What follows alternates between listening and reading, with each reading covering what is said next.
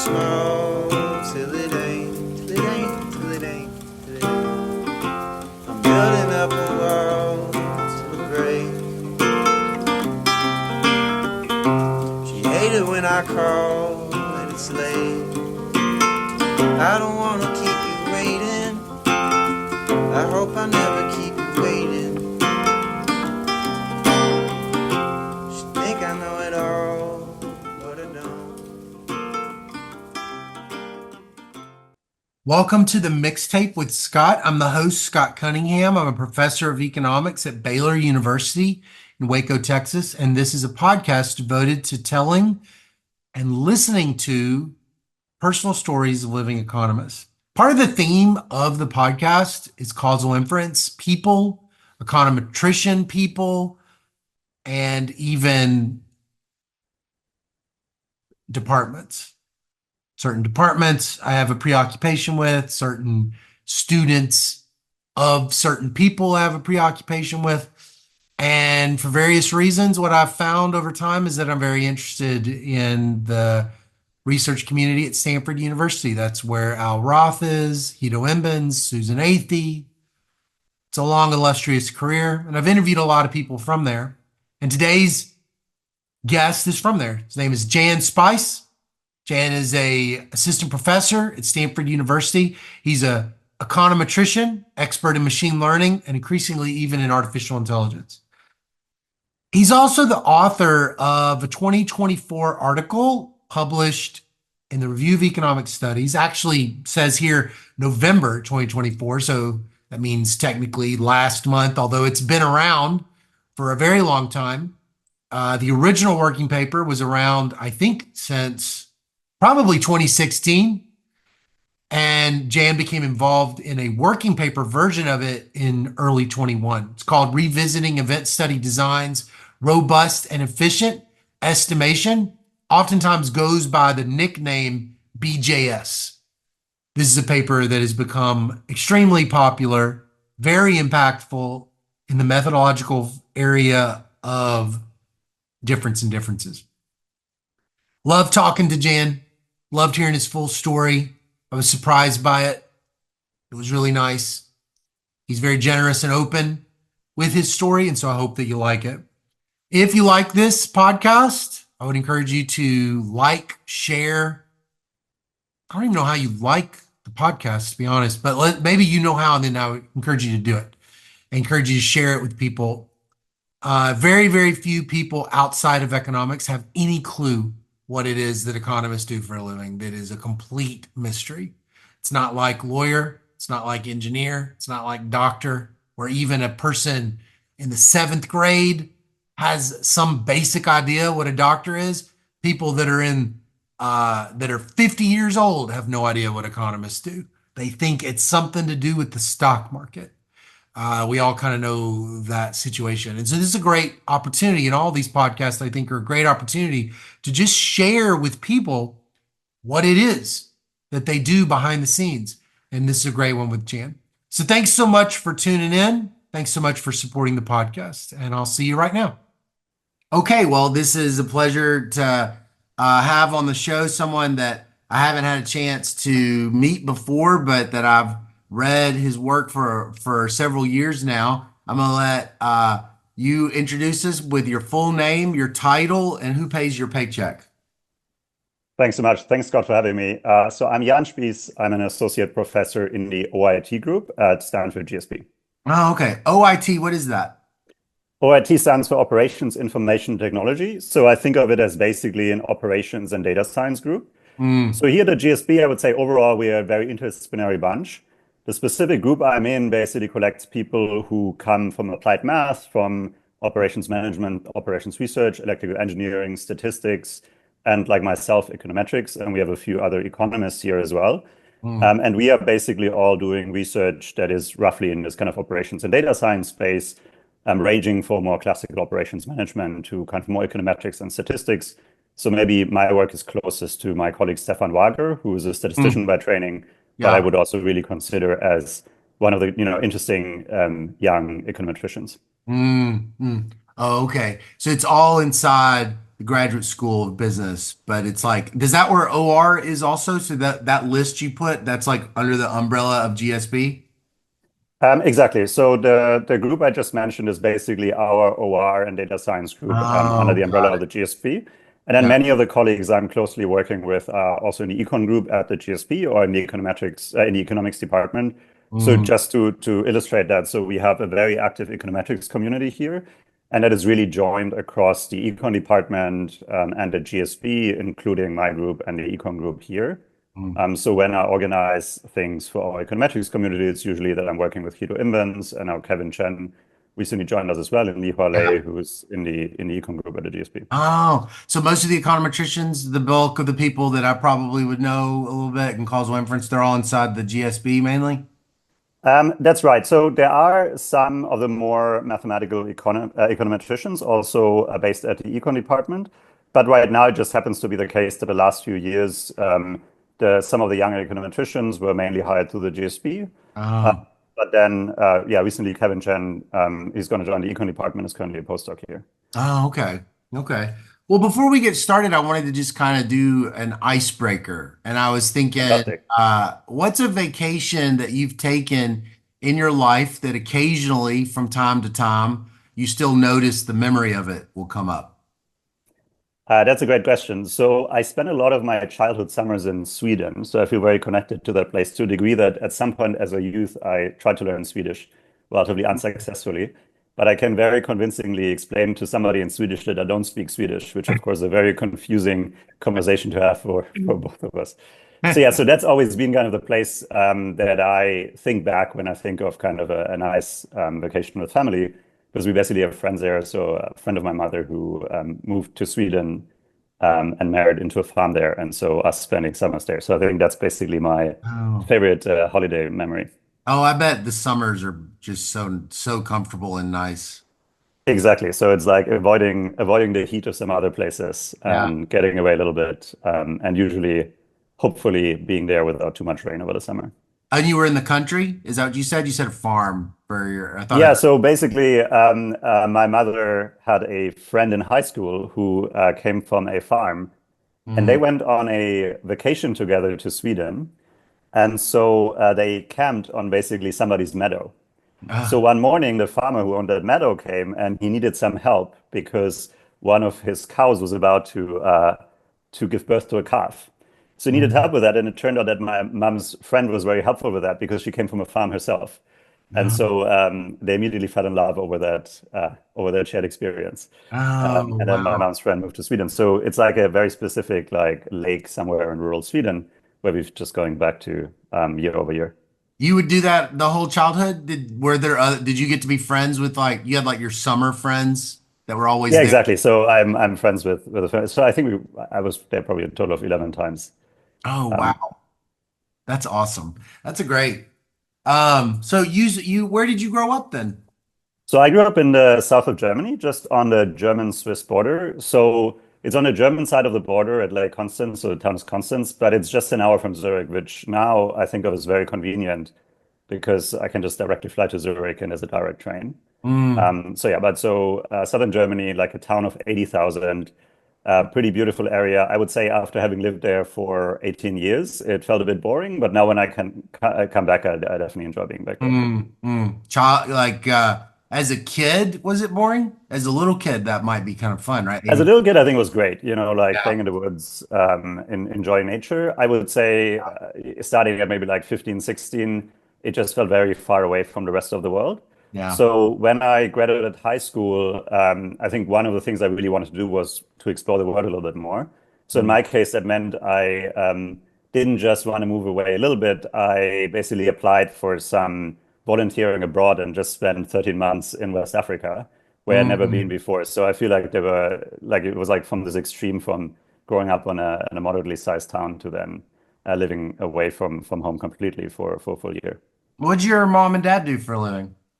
My mother worked as a teacher for French and religious education. Mm. My father is actually an academic sociologist who worked at the Faculty of Law at the University of Constance, so he's a criminologist.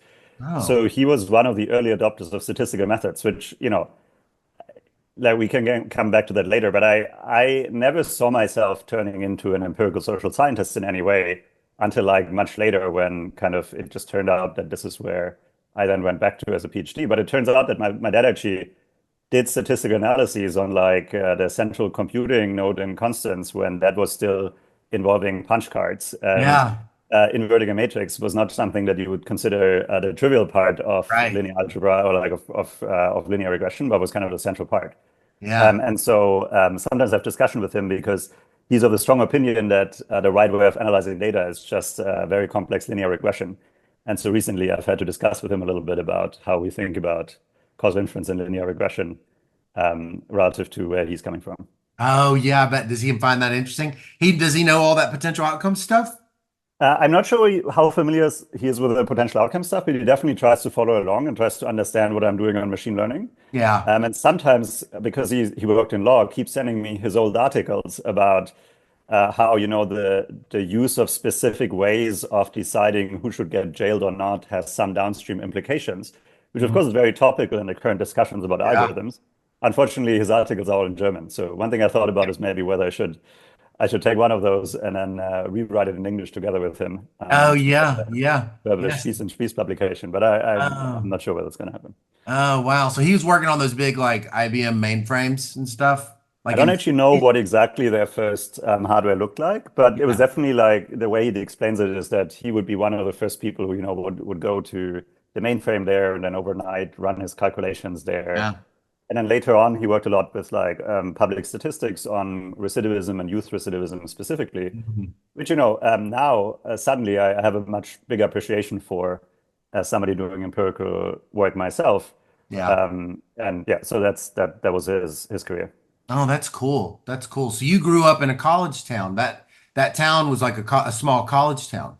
So it's basically a town of 80,000, 10,000 of which are students, and it has a little bit of that town and gown dynamic. So there's definitely like a more traditional rural part, Mm-hmm. and then there is the more kind of university part. And yeah, so I definitely like it. It felt like a college town, and the university had a big influence. And for me, was also, this magical place where I would go for lunch to meet my dad. That was like Yeah. this amazing intellectual place. So it definitely had Oh, some influence on me. oh, that's cool. That's romantic. It So do is. you have any siblings? So I have a younger brother, and I would say maybe one of the defining parts of my childhood is that my brother, who's 2 years younger, he is in a wheelchair, so he's pretty heavily physically disabled. And so I think to me that was always the kind of biggest part of my childhood, like doing things that I could together with him, and Oh, basically doing everything together. So I think I didn't realize at the time, but when I look back, that's definitely kind of the thread throughout like my youth is kind of doing things that I could do with him, and that to me has kind of instilled a sense of trying to use the abilities I have that maybe he doesn't mm, to do something good and meaningful with. So y'all were close. You and Yeah, him were very close there. close. And the whole family's very close. Wow. Yeah. If I could have found you as a kid, maybe on the weekend, not studying or anything, like a little littler, before high school, Yeah. what kind of thing would I have found you doing for fun? I mean, I would probably want to play Legos and just be left alone. Oh, So I think that was the kind of kid I was. I think later on, as a turning more from a child into youth, I think I was very engaged in the church, in the school. I played theater, so I did a lot of things, especially things I could do together with my brother in all of those mm, cases, or like at least a church and a theater plays. But I would say, as a young child, I mainly wanted to be left alone with my Legos, and I think that frustrated my parents from time to time as well. that's I mean, fun. I don't know whether you've seen it, but like I still have some Legos here in my office. So No. there's like a nice skyline of Singapore that some MBA students got me after a trip there. Oh, so you There's a still Lego love it. You set. love So building stuff. You're like a builder. yes, I definitely love building Legos, and I think it's a great stress relief. So Yeah. whenever I have a bigger submission, I get myself a Lego set as well. You And get like, honestly, go ahead. often the Lego set is done before the submission is done. So Oh, that's awesome. I never played Legos, but I never really understood. With Legos, do you get is it like a jigsaw puzzle? You'll get it and you'll be like, this is gonna make a tower, or is it that you get a pile of Legos and you're like, I'm gonna make whatever I want to make? I think the distinction you describe is more a distinction between characters of people playing with those Legos. Yeah. This may just reveal a lot about myself already, but like I'm the person who religiously follows the rules and Mm. has an instruction and then doesn't just care about it being put together in a way where the final product is right, but where every step is done in exactly the way Oh. that is right. So I think people do that in different ways. I take a lot of pleasure in putting everything together very precisely, step by Yeah. step. Right. I think there are others who see it more as a creative challenge Right. and just want to build their own thing. Yeah, right, right. I've always wondered that. Okay, that is interesting. So, when you were a kid before you were a teenager, what did you want to be when you grew up? I always wanted to be an engineer. Like my grandfather had been an engineer working in a big power plant. And I never met him, but that had kind of this towering presence of kind of, building things, being very precise about things. So Mm, yeah, so I actually up until I started applying for different programs for university, I actually thought I was pretty sure I would become an engineer. And mm. I think my big dream was to become an engineer and just build better wheelchairs for my brother, or Oh. like in general, just build fantastic wheelchairs. So I think that was my childhood dream. Do you have any ideas of what a great wheelchair would look like for your brother? I actually never really went down the route. I mean, nowadays, of course, I think of it as mainly in terms of combining the digital and the ability to control with your voice or with Yeah. other interfaces. I Mm, think back then I just realized that some of these wheelchairs were super complicated but super expensive. So I think I was shocked as a child when I realized that my brother's electric wheelchair cost just as much as our car. And I mm, just thought there must be a way of making them look less like a, medical device and more mm. like a cool thing you would want to use. Oh, You know, yeah. I think now that, I see things from more of an adult perspective. I'm sure, there are many brands and many solutions that do that. So it's not like nobody's building good wheelchairs. But I Right. think as a child, I just saw whatever contraption my brother had to use, and Mm. that there must be some better, lighter, cooler thing that he could use. That's cool. You really sounds like you just, even as a young kid, you really loved your brother a lot. I don't even necessarily perceive it as that special thing at the time. It was just like it was my brother and we were doing everything together. So it was clear that if I wanted to do something, I wanted to do something that he could do as well. And I would want to Mm, do it with him. I mm, think it only became clear to me later how central it was to my childhood. mm. That's really cool. So you become a teenager. You're in this town with 80,000 people. Uh, Yep. how large is that high school compared to your grade school? Is it just like the same people, or is there like, a So bunch of in yeah, schools? so in Germany, I don't actually know much about how the system exactly works here, but you're kind of in primary school for the first 4 years. And in Hmm. my case, I was in high school for the following 9 years. So that was a school Oh. of a thousand people, with like four parallel, basically like groups of students. So Hmm. there were around, I think, between 80 and 100 people in my year. Hmm. And so I would say, that was a very persistent community in the sense that I was there for 9 years. So I was like president of the student council, and I tried to like was very active there. So that was the community. But yeah, so I assume it's large for US standards just because here I don't know how it works here, but is it like that you usually have a fewer years combined into one school, I assume? Yeah, yeah, 4 years.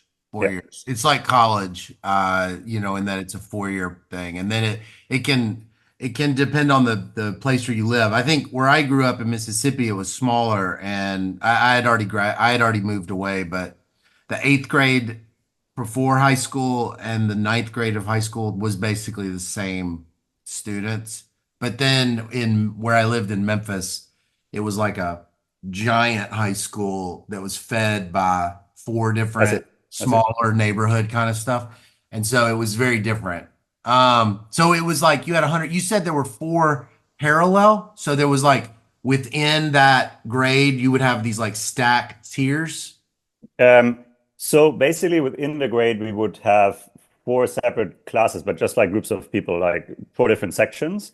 But there wasn't any differentiation in terms of what they would do. That was just like your peer group. So you would be in a peer group of like 25 or something Mm. with who you would do everything together. Oh, I see. I see. Well, so you were wanting to be an engineer as a young kid. So what were the classes that you really gravitated towards during those later years? Those Yeah, so I really realized that I loved math and I loved physics. I don't know, like, I felt somewhat bad for my math teachers. I don't think they really knew what to do with me.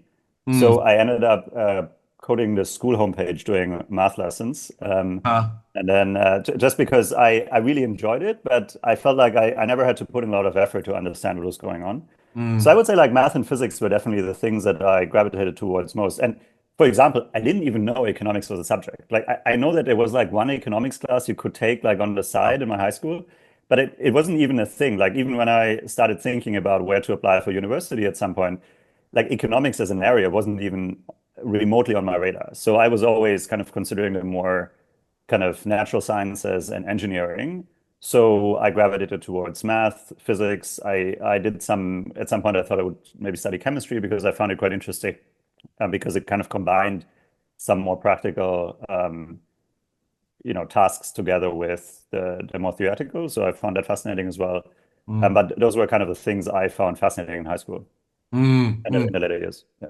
So, end of high school, uh, you're about to graduate high school. What did you then want to be when you grew up? Was it still an engineer?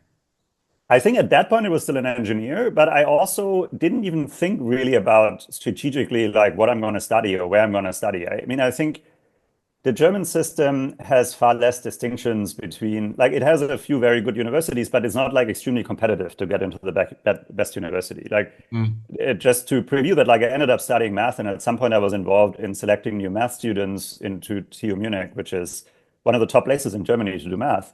Mm. But even there, the entrance isn't selective. Like, we basically did interviews with some candidates, not because we wouldn't be willing to give them a spot, but more because we wanted to make sure that they know exactly what to expect when they start studying math. Yeah. Yeah. So it never felt like, oh, I'm like now optimizing for getting into a specific college, or this is a hard question to answer. So before even thinking about what I would study, I just thought about what I would do in the year after high school. So at Mm. the time, we still had military service. So I got screened for military service, and at the time assumed that I would have to do it. And then you could, at the time, object to doing military service, like basically registering as a conscientious objector, Yeah. in order to do a civilian service instead, or like some kind of community service, which was very frequently done by people in high school. So typically, many people without a high school degree used to go to the military. Those with a high school degree were conscientious objectors and then often didn't do it, although, of course, there are many, many exceptions. So I decided that I wanted to go abroad instead. And so you could basically become registered as a conscientious objector, but then do some volunteering service abroad.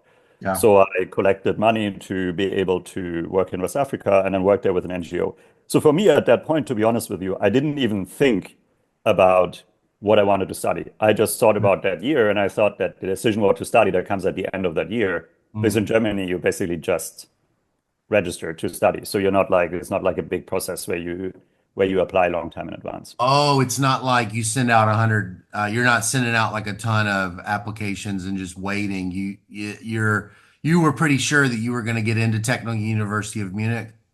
So actually, it's interesting. Like now, when I think back about it, I just find it funny how clueless I was. Just to highlight that in two ways.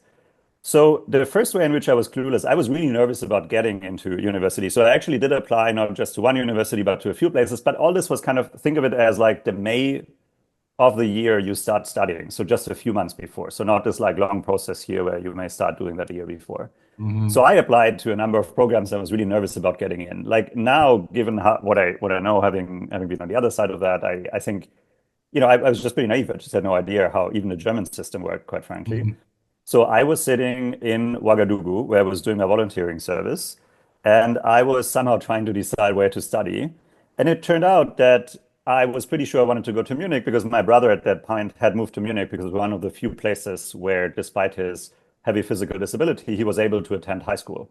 And Oh, so he's like, mentally fully capable. And my parents really helped him to be able to do higher education. And so he wow. he moved to Munich to be able to do high school. And so I wanted to be close to him. And so I thought, okay, Munich is a great place. And then I had an intern in Ouagadougou who happened to be at TU Munich. So I thought, okay, maybe I ask him about how this works. So I looked at some rankings, realized it's a very good university. So I ended up applying to Technical University of Munich, but I had no idea what I wanted to do. So I applied to engineering, physics, and math, I think, just to play it safe. And I don't know whether I applied to other places as well, or whether I just realized there were some later deadlines if I wouldn't get in. Yeah. So that was just the first sign in like how I really had no idea how that system worked. And the second sign of that is, like for somebody like me who was super interested in math, it would have been somewhat natural to think also about international places to study Yeah. at. Right. At least from my perspective now, it is. From a perspective back then, it wasn't really. So the first thing I thought about is, okay, I'd learned about ETH Zurich, and for me that was like this amazing place because it was like scientific, like natural sciences, but also math and computer science. And so the reason I didn't apply is that my dad told me that he really thinks I should get further away from home than Zurich. Like he really Oh, wanted me to have like a life that is independent from what my parents expected of me. So that's the one thing he told me is like, you can go wherever you want, but like I think you should go further away than Zurich.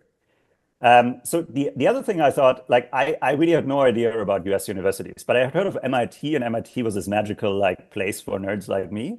yeah. And so I remember at some point looking up what I would have to do to get into MIT.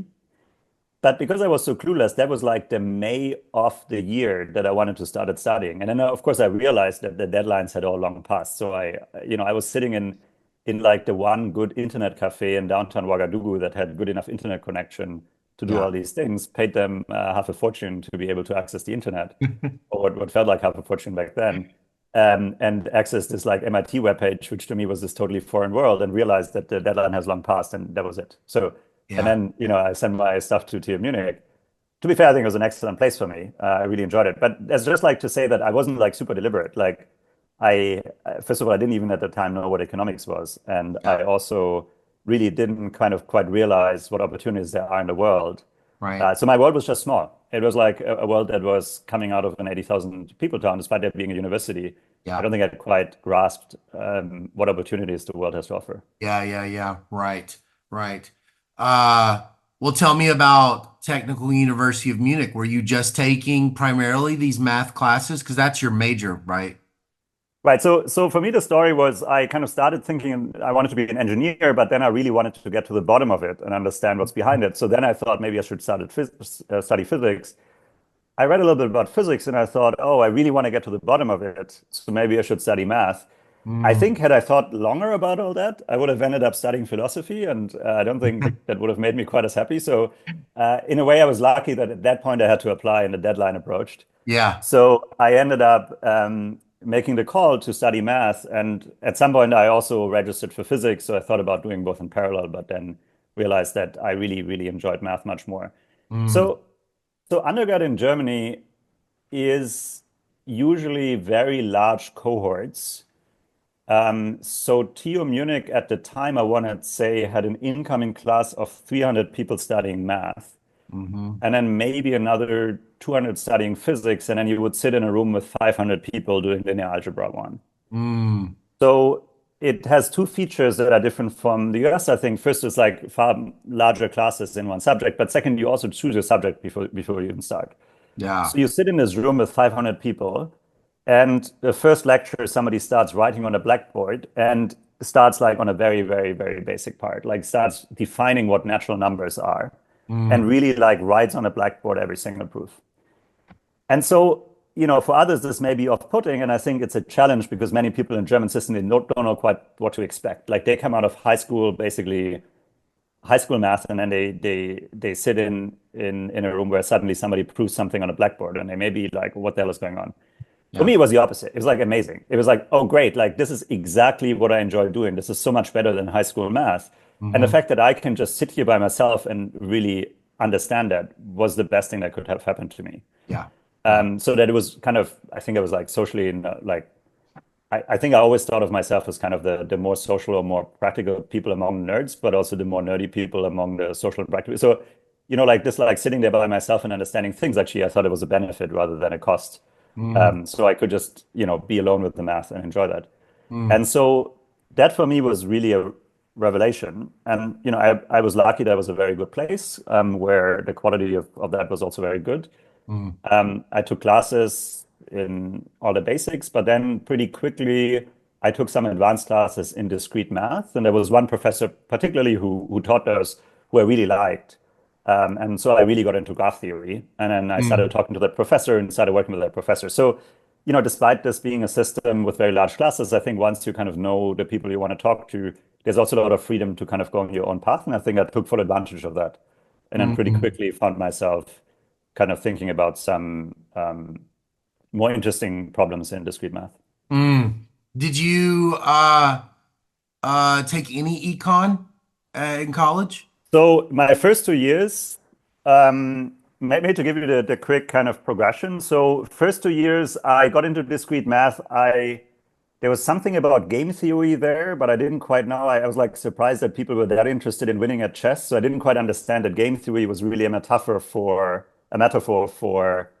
you know, describing human interactions. I always thought about it was literally about people wanting to Right. solve games so that could win against their pals, which in retrospect, I Right. find quite funny. Right. So at that time, I didn't have economics on my radar at all. So, however, I was kind of interested in studying abroad again. And my experience with having lived in West Africa for a year was that there are just parts of the world, if you don't just live there, you will never understand what's going on. Mm-hmm. So what I did is I applied to a scholarship. It's very common for Germans to spend like a year abroad during the undergrad. So my third year, I wanted to spend abroad. So I got the scholarship to study in China. So I Mm. studied in China for a year. And that's when I think I realized that while I love doing math, there are really many things I care about in the real world that I wanted to apply to. I mean, sitting in China and studying some like, seeing it from the angle of international relations as well was definitely part of that. Yeah. And I would say what happened then was just like a sequence of very lucky coincidences. So I was in China, and during my time in China, I was at a German scholars meeting in Tokyo. It just happened to be the case that the kind of German Academic Foundation, which funded my studies, they did like this meeting where everybody who was currently in Asia would meet up in Tokyo. And then in Tokyo, on like a bus ride, I met this guy. This guy told me about this think tank he was involved in that was like kind of people from all kind of backgrounds, but all like thinking about solving some problems in the real world and whether I would be interested in joining. Mm. So then I joined that, and that was the first time when I think I realized, okay, there is actually really interesting stuff where I can use my math skills to describe practical problems. So, that Yeah. connected me kind of back to, I think, that desire I'd already always had of like Mm. trying to use my skills for like something meaningful in the world. And Mm. so when I came back from my China year, like my last year of my program in math, I actually then started to take an econ class in like graduate contract theory at the University of Munich. Mm. That was cool, but like they were throwing around these terms. I had no idea what they meant. Like they were talking about adverse selection and moral hazard. And back then, to me, these were all things I had no idea what they meant. So I understood all of the math, but I really had to kind of study what was under there. But so that Right. was the first time when I got in touch on that. And I was really triggered by this idea that, okay, I now know a language like math that is great and I love doing it. But Mm-hmm. isn't there something I want to apply it to that is a little bit more kind of applied than just doing it as an end in itself? Right. Oh,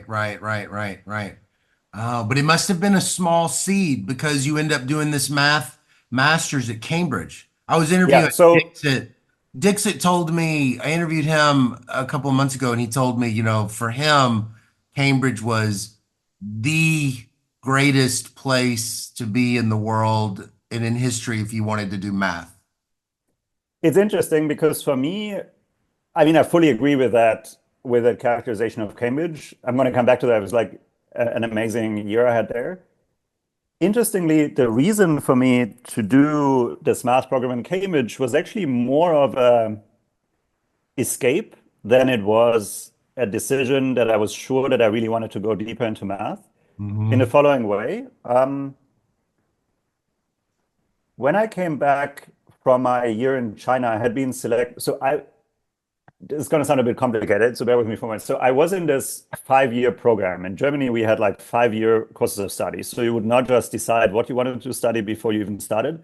You would kind of also commit to doing it for 5 years, which in Hmm. the case of math, by the way, led to about half of the people at some point quitting the program because it was just like not a decision I think you're kind of ready to make after high school.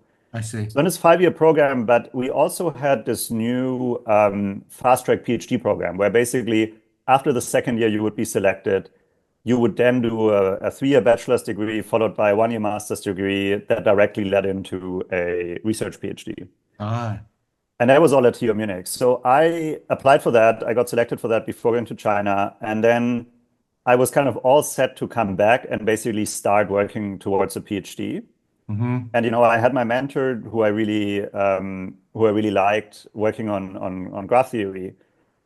But at the same time, I also went through a bit of a crisis after I came back. So I was then writing my bachelor's thesis. In my bachelor's thesis, I worked on some work related to my advisor's work on extremal graph theory. So where you ask questions like, if a graph is very, very large, does it have some interesting properties? Mm. So in this case, I showed in my bachelor's thesis that some graph, if it has 10 to the 10 to the 72, I still remember this number. I'm pretty sure it's right. I should maybe look it up at some point. That if the graph has 10 to the 10 to the 72 nodes, then it has some property. And Huh. like some property about like co-prime labeling. So not one that I even know how to explain to an applied person why they should care about it. I mean, it's interesting statements about numbers. But I realized at that point, so like, okay, so I just showed something that in a real world can never possibly have any application whatsoever. Mm. So I was really unsure at that point whether kind of continuing that kind of pure math for the sake of math route Yeah. would really be what I wanted to do. Also because it puts you in a very narrow community. I mean, very smart people who think about these problems, but relative to where we are now, where we are able to communicate our ideas, hopefully as economists, to a much broader audience, like Mm-hmm. it's just like a very narrow community. Mm-hmm. And so all that kind of spooked me a little bit. And so for me, saying, oh, rather than starting that kind of PhD part of that program, Mm-hmm. let's take a year. I still really love math. I want to do math, but I want to kind of reevaluate where I want to do it and what topic I want to work on. So Mm-hmm. that was for me the motivation to do that 1-year master's in Cambridge. And of course, also I wanted to find out, what is this Cambridge about that everybody's talking about, Yeah. this like magical academic place. And so I arrived in Cambridge and, it was the best experience. It was like intellectually extremely deep. I Mm. really enjoyed the classes. I continued to do like probabilistic graph theory, like probabilistic combinatorics, like doing some probability theory classes, doing some graph theory classes, doing a little bit of statistics. In retrospect, I wish I had done more of that. But at the time, I didn't foresee at all that at some point I would turn into half a statistician. And so at that point, I would say I was totally torn between continuing to do math but work on something applied, Yeah. or I kind of go in a totally different direction. Mm. And so indeed, the two things that at that point I applied for, and I used this year to kind of go to. So first of all, I think mathematics part 3, like the part 3 of the tripos there, was intellectually an extremely great experience. I both met great people there who are still among my closest friends, but Mm. I also just enjoyed this really like fully embracing kind of math, but also doing this in this environment that's just very good at celebrating academics. Like Yeah. this, like Cambridge, where you wear a gown to dinner and stuff. I loved all this. Like Yeah. the idea that academia is not just a job you go to during the day, but it's more like you celebrate that at the whole university. So that was just different from my German experience. Mm. So that was great. But like at that point, I had two options. So the first one was doing a PhD in math, but I wanted to do something applied. So the most applied thing back then I could think of was doing basically very theoretical game theory. So I had Mm. this PhD lined up at LSE that would have been in the math department on game theory. And I thought, oh, that's great because that's something really applied, which of course, like now I think of this as the most theoretical thing I could have possibly have done. Yeah. But from my perspective, coming out of math, doing anything with game theory that could potentially be applied to real humans, that was like applied. And the other extreme was to say, oh no, like I actually just want to become a diplomat. Like I Right. want to do public policy. I want to go in this opposite direction. And I Mm. had those two options. It was really hard for me to decide between those two. In the end, I got the scholarship to go to Harvard and do public policy. So I grabbed Mm. that. But I think it could have gone either way. And I think I Were would have been those very like, happy did either way. those feel like corner solutions? They were so different. They didn't have anything in common with each other. I think they felt at the time. I think now I'm realizing that's much more of a spectrum because it's so much more about what you make out of it rather Yeah, than right. the Right. program you're in. But yeah, Right. it definitely felt like that. I Mm. think you know, I had applied to some PhD programs that were more like an econ and political economy. I think I applied to 3 or something. I got into one. I didn't even know what economics is, so Right. I didn't really take that seriously. Like in retrospect, I would have thought that would have been a natural middle path. Mm, But at the time, I don't think I understood enough what economics even was, or mm, how, how research in empirical social science, how very mathematical research in empirical social sciences actually works. yeah. So, you know, for me, it was really these two, and they were both great options. And so, I thought, okay, maybe if I'm unsure, what I should really do is go to the US and see how things are there. I'd Yeah. never been in the US, so first time I came to the US was basically the week before the beginning of my public policy master's program at Harvard that I went to. No, okay. So yeah, you're at Harvard Kennedy School taking this master's in public policy. It sounds like it's the perfect on-ramp into what happens next. It seems like because it's Yeah, so I mean, okay, so I think there are two ways of telling my kind of academic story. One is like I can in retrospect say, oh, I did exactly the right things. I studied math to yeah, know the technique, I studied public policy to know the application, and then it was natural to do the PhD. To be totally honest with you, I had no idea at each of those times what would be next. And in yeah. many cases, I explored rather than took a Mm, decision that was very, very targeted. So, I was always in awe of my PhD classmates who really kind of knew that they wanted to do economics coming out of high school. yeah. In high school, I didn't know what economics was. Coming out of high school, I didn't consider it an option. Mm, It took me until arriving at the Kennedy School that I actually started to understand what these options are. yeah. And there again, I think I was just extremely lucky for all the coincidence. And feel free to cut me short if this is a bit too much roundabout. But for me, when I came to the Kennedy School, so okay, so what did I do? I started at the Kennedy School in the public policy program, which is a program that is typically taken by people who want to go into public service. Yeah. So that's not seen as a program that feeds into academia. That's seen as a program for people who afterwards want to work in for government. And so I did that because I thought maybe I wanted to become a diplomat. I see. I even did an internship in the Foreign Office, in the Mm. German Foreign Office during that time. So for some Yeah. reason, okay, that's very helpful. I guess I did not know that. I thought of the Kennedy School, and then I thought, oh, you're taking all these econometrics classes and all this. Like, I didn't realize it was I didn't realize it had such a strong specialization.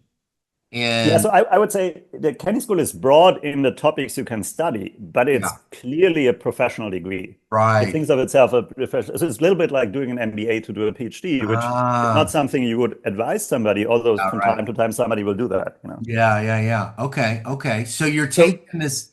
Go ahead, keep going.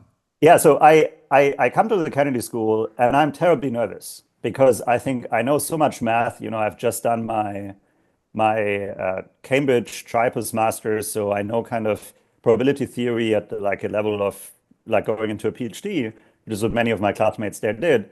But now I don't know anything about like politics Right. or like Right. political science. So I was really nervous that maybe I'm going to fail my classes because I don't have a background. Of course, now seeing that now, like everybody else was just nervous that they're going to fail the only classes that anybody ever fails, which is like stats and econ. Yeah. So in a way, I was like totally nervous about the wrong things. So Uh-huh. I arrived there, and two funny things happen. So the first funny thing is pretty quickly realized that while this is all interesting and I really like kind of the applied angle that it has, I'm really gravitating towards using math to understand the research behind it. So Mm, clearly, this is like one notch too applied for me. So here, there was another like extremely fortunate coincidence. I ran into the office of one of the HKS professors, Chris Avery. mm. So he's like an education economist at the Kennedy School, because I saw that he had this like economics class, microeconomics class that was a bit more advanced than the one you would normally take as a master's student. Yeah. So that was basically the Kennedy School version of the PhD sequence in micro, Hmm. which at the time I didn't fully understand. I just saw some course listings. So I went to his office. And then he immediately looked at my CV and he was like, okay, I know what the right thing for you to do is. You should take a class at the econ department. Here, why don't you take this like behavioral econ class with David Epstein? Oh, really? So Okay. he pushed me towards that because he just saw that this was exactly kind of based on what I was interested in, what would I would find interesting. What is this, So like I looked at it. 2010? Like this is like 2010 or This 2009? was 2011. Oh, 2011. 2011. Okay. Yeah, so I look it up, being the clueless German student who just arrived in the US for the first time, I like write David Leibson an email and said, oh, I'm a master's student, I would really like to take a class. Of course, now that I know David Leibson fairly well, like I know that he gets a lot of emails and that the last thing he has time to is reply to some poor German student. So of course he didn't reply, and I would have never showed up to his class. I would have never dared to just show up in this class in a completely different part of campus.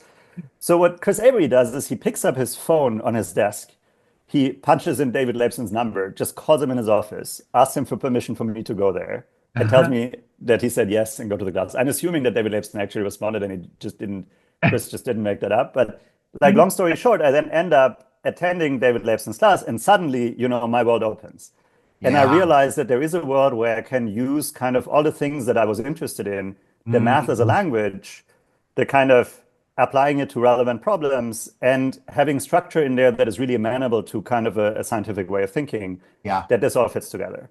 Yeah. So so that then led to me taking that class. I was still pretty clueless about it because I was only taking micro at the same time. So, some of the standard concepts to me were pretty novel. Yeah. But I sat down, I really enjoyed it. So David asked me in my second year to be the TF for that class. And that was before I'd even taken a PhD class, which was pretty stressful for me because I had all these smart PhD people and I was applying to PhD programs at the same time. Mm. So Kirill Borusyak, who later was my TF in microeconomics and now is my co-author, of course, he at that time was my student when I was a TF for behavioral economics. So it's like Mm. it was pretty intimidating to have all these smart PhD people I in bet. in my class while I was still I a policy bet. student Yeah. who, for good reasons, wasn't very taken very seriously there. So so I think that was kind of the first fortunate coincidence where somebody really saw, okay, this guy really could benefit from that, but has no clue. So let's help him to get there. Mhm. And then that led to me being a TF, and then Sendel was the teacher in my second year.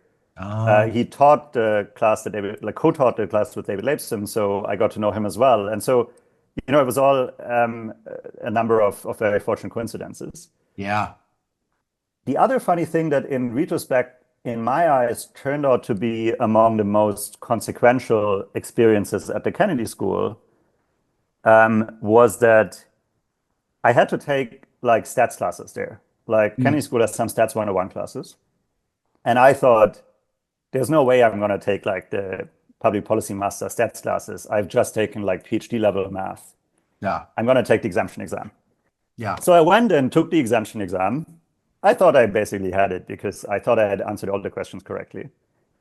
The results come back and I had failed the exemption exam. I think it's the only like math or stats exams I've ever failed. And it was in retrospect, it was very fortunate. Okay, so I came back and I failed it. I was like, oh my God, like maybe I just didn't get it. Maybe I'm just really terrible at statistics. So I'm sitting in this class, and it's a well-taught class. It's very much geared towards applied people who want to use stats as a method. Yeah. And I'm thinking like, no, like this is like I can prove these things. Like I Mm. know how to prove the central limit theorem. Like I'm not going to sit here and wait for 3 weeks for them to even introduce the central limit theorem. So at some point I go to Dan Levy, who was the person who did the exemption exams, like a fantastic professor and teacher at the Kennedy School.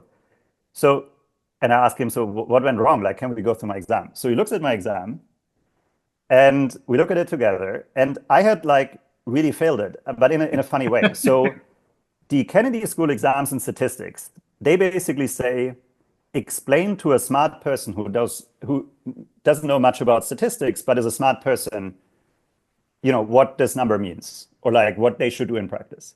Yeah. What I did is I would literally answer questions by let x be a random variable. We know that x is distributed according to this, therefore blah blah blah blah QED. So I thought I had perfectly answered it because I had given mathematical proofs. Right. Dan Levy thought I had just copied those proofs from somewhere and had no idea what I was doing because it was not an answer to the question. Like the Yeah. question was explained to a. Okay, so why do I think this is so elemental? So I then said to the class, but it forced me to write memos about statistics. And when Oh. I think of how I think about econometrics now, even back then, by the way, I was not thinking that I would become an econometrician. Mm. Back then, I thought I would become a behavioral economist. when I think about statistics now, is exactly that. Like, I mean, what are we doing when we do econometrics? Or at least like the part of econometrics that I think is my business.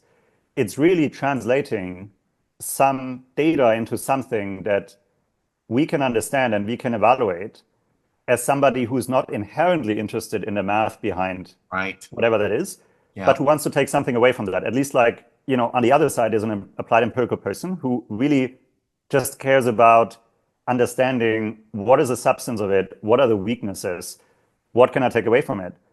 And I think being forced to train that by writing memos about statistics for a semester, and just also, of course, having this experience of now I have to explain to my students that I'm teaching econometrics that I failed my own exam. And like that to me really stuck with me. So I think in the end that was the other big experience that I had at the Kenny School. Wow. Wow. Wow. Wow. So had you met Alberto Abadi when you were at the Kennedy School? So there were a few other classes I took while I was at the Kennedy School. So in my second year at the Kennedy School, based on this experience that Chris had pushed me towards, I ended up, there was one semester I think I didn't take a single class at the Kennedy School, but like I took all these classes that were interesting to me. So I took a advanced master's class with Alberto Abadi on, An advanced um, what class? Advanced stats? so it was still a master's level class at the Kennedy School, but for the more advanced master students I see. on basically applied econometrics. Oh, okay. I took Raj Chetty's, I think it was public econ class at the department. Mm, And so to me, the behavioral economics class that I was then at TF for, Alberto's class and Raj's class, really, they kind of just aligned. So they basically said this was what I wanted to do. And mm. maybe there's one Of other them causal interesting, yeah. inference? Is Alberto doing causal inference? Yeah, so he was doing causal inference in that class. Back then, I still thought I would do public and behavioral. I wrote Yeah. my material doing public and behavioral. I Because was you're just so pulled towards this policy oriented behavioral help the world kind of thing going on, it's right? like, yeah, maybe that's like a little bit like this, childish naivete from like, oh yeah, I want to do something good and based on my experiences. But like then it kind of is combined with this, oh, I can use math as a language. And so taking Right. Raj Chetty's class where he's like, doing these very smart things where he says, oh, here's the number we really need to learn from data, but then the math kind of gives us an answer of how this helps us. To me, that was a revelation. So kind of Yeah. just like not making crazy assumptions, but still leveraging the theory enough to really say something interesting and combining that with data. So that was exactly where I wanted to be. That Yeah. together with like behavioral economics and the realization that there are many ways in which, the structure we want to describe, if we want to do it right, we probably want to describe the systematic ways that people actually behave and not just the Yeah. theoretical abstraction. Mm, So that came together, and then Alberto Abadi is also an interesting point. So he's really the only person I ever took econometrics classes from. It turned out to be the case that I took an econometrics class with him while he was at the Kennedy School. When I was then taking my econometrics class at the Harvard Econ department, he was just visiting there to give the econometrics class. So I again took it with him. But the other thing that happened during that time while I was still at the Kennedy School is I wanted to do more research things. And I took Alberto's class. And so Alberto was talking about matching estimation.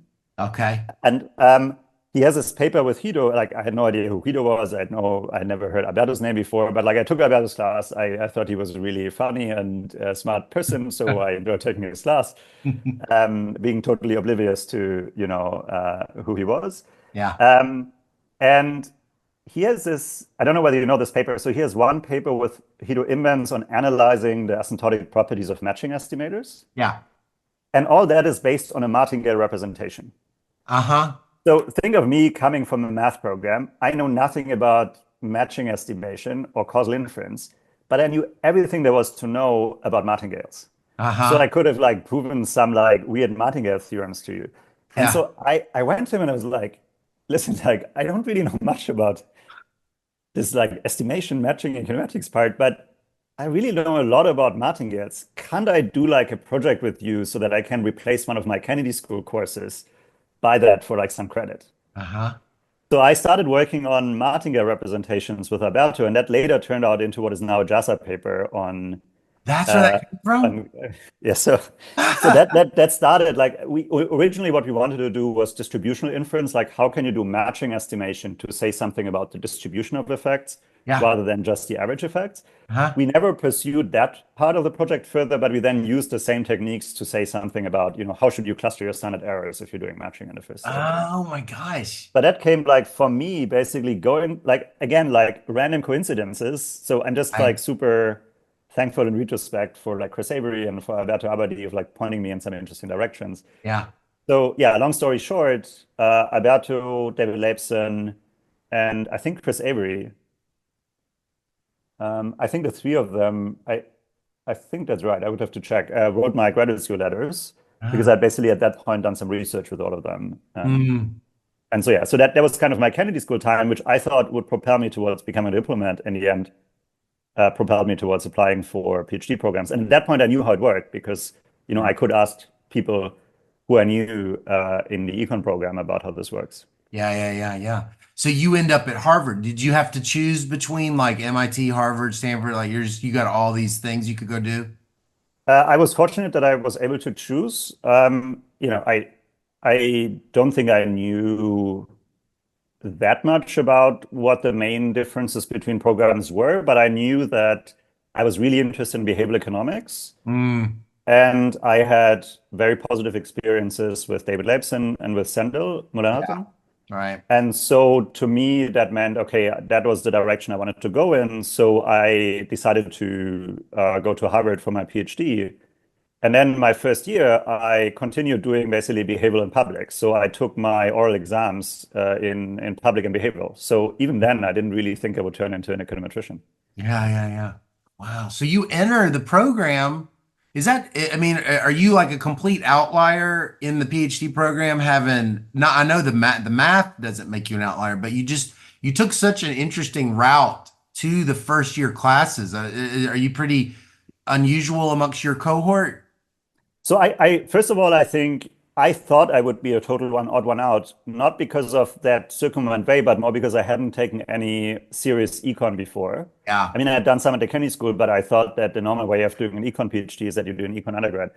I think up until I applied for programs, I hadn't realized that actually having done math is an asset rather than necessarily a problem. Yeah. And so I think I've now recognized there are many people who have similar, like I think, from the outside, it's true for our profession in general. I think you think it's all these like straight shooters who know exactly what they're doing and going for it. And every paper, they already know what they want to write before it's written. Like, first of all, I don't think that that's the typical experience, right? Everybody goes their own way to find where they want to end up at. And a paper, when it comes out, looks very different from it started with. And I think the same is true for my career.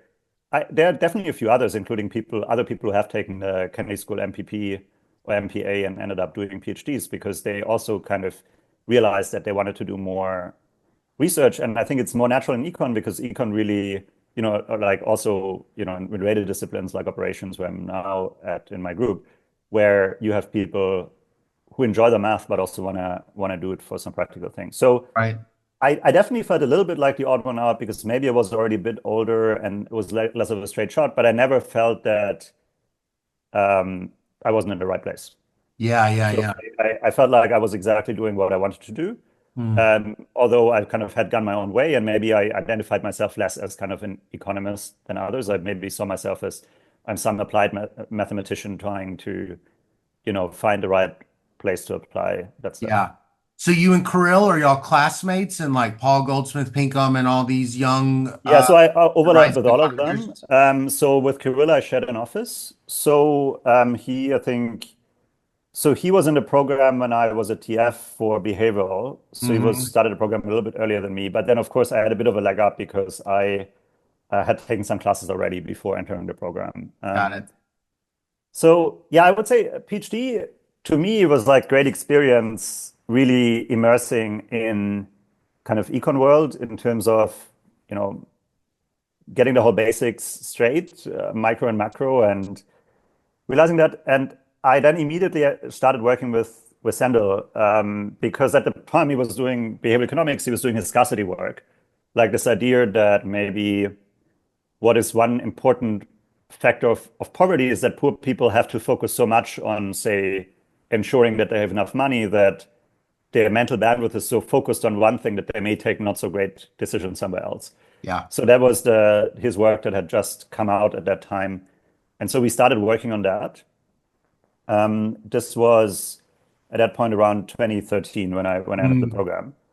And so, I was fortunate Real because I quick, knew him. Yeah. yeah. Were you But surprised a little bit that the direction that your work with Sendel ends up going? Because it sounds like, you're really early on very interested in behavioral, yeah. and then it becomes such pure machine learning and econometrics. And I can see why it's with Sendel, but I wondered, could you have seen it? So no, I was totally clueless. When I entered the PhD program at Harvard, I thought that, sure, it's good to have these empirical methods, and maybe it's good that I have done some work with Alberto to understand a bit better. But for me, I didn't think of myself as an econometrician. That was just because I arbitraged some stuff that I knew about martingales. Mm. So I was working with Sendel, really like thinking about behavioral. And then Sendel one day comes to me and says, Jan, I think that big data is going to be the next big thing. I think you should take a machine learning class. Machine So learning would be over in the computer science department. that's right. So he basically Oh. suggested I take a class there. So in 2013, I take this class. Real I think quick, it was he 2013. Yeah. sense, Jan, does he senses something though in you? He says it to you and not to everybody, I guess. Like he thinks some of I the good fit for you. I think it's a combination of a few things. So first of all, I think it's something that didn't start with me. Like he had definitely started to work and think about that with John Kleinberg, his longtime collaborator at Oh that time. yeah, right. I think he realized that I had a bit of a kind of mathematical background, plus I had done some econometrics work, but maybe I wasn't kind of already thinking about econometrics in a specific way. Yeah. So I can only speculate what he saw at the time, but I do think I had a leg up, especially because I wasn't already deep in a specific way of thinking about econometrics, but I was a bit more open-minded maybe. So I don't Yeah. know whether that factored into his decision, but it definitely, I think, helped me. Yeah. It also presented challenges. Like I think I'm still sometimes catching up on some of the more canonical econometrics where I didn't quite take as many classes as other people in this area because I didn't start out being an econometrician in grad school. Yeah. And then in my second year, I took some like classes at MIT that I audited with like Victor, for example, Victor Chernsukov, to kind of catch up on that. But I didn't come into that and think, oh yeah, I'm an econometrician, now I can crush that. Like if anything, actually, for me in retrospect, the funny thing is that he said, oh, big data are going to be the next big thing, take a machine learning class. I thought he was talking about behavioral economics. I thought maybe the idea is that we're going to model humans as machines and somehow we're going to use some simulation from computer science to make sense of that. Right. So then I go to take this class, and then the first lecture is all about linear regression. And I was like, what the hell is going on here? Like, this is not what I had anticipated. Like, first of all, this has nothing to do with behavioral economics. Right. Second, I'm not going to go all the way over here to take a class on like effectively linear algebra because linear algebra I've already done. Like I know how to invert a matrix. I know what a linear regression is. Yeah. Alberto made me show what a robust standard error is in my problem set. Like I'm not going to like waste my time here rerunning a linear regression. But of course, in a way, the whole point of it was to understand how it related. And I think that was like Sendel, my early work. And like in retrospect, I want to think that some of that came out of our joint conversations, but it's probably Sendel probably saw that already more clearly at the time than I did. But Yeah. this idea that there is a tool by the name of machine learning that, first of all, has made tremendous progress in solving intelligence problems. Yeah. So things like, here's a picture, is there a face on it? Like amazing achievement that we can now solve those things automatically. I think it's also important for us to step back and really say, like, 20 years ago, that was still a very, very hard thing. Now we take this for granted. We're not even that impressed by it anymore. Yeah. And now we're kind of worried if like some ChatGPT says something slightly not so meaningful. But it's just amazing, right? Like this achievement. But second, it seems to work very similarly. Like it uses some training, like it uses some data, it extracts some structure, and then it says, oh, I've learned something about that I can apply for new cases. Like that just feels like regression analysis. Right. Kind of the question, how do those two relate? That's very much what kind of in the beginning is what a lot of our work was on. It's like, how do we bring those views together? And I think for You that, guys maybe were really on the same page pretty I mean, much the very beginning. I felt I was on the same page. I mean, I assume Sandal always knew a little bit, was maybe a little bit ahead. But you could tell you Yeah. could, after you're in it, you can sort of tell, oh, I see why I can sort of see where this is going. Yeah, no, so I think it was helpful in that Sandal put together a graduate class that I was then at TF for. And so we tried to structure these things a little bit and in a way that we could teach them. And, in a way, I think that's actually aged pretty well. So I'm still using some of this material. But I think that gave me a roadmap, not just for where's this area going, but also where are the kind of the blank spaces where it's really interesting to work in. Mm-hmm. Mm-hmm. So what is your job market paper? So a job market paper in the end ended up being on how do I do good estimation when there may be conflicts of interest. So let me maybe first pitch you kind of what the main idea is, and I can tell you how it connects to that stream of machine learning I was just talking about. Mm-hmm. So, when you think of statistics, then often we think of it as if there is just one parameter and we just estimate it and we're trying to find the efficient estimator.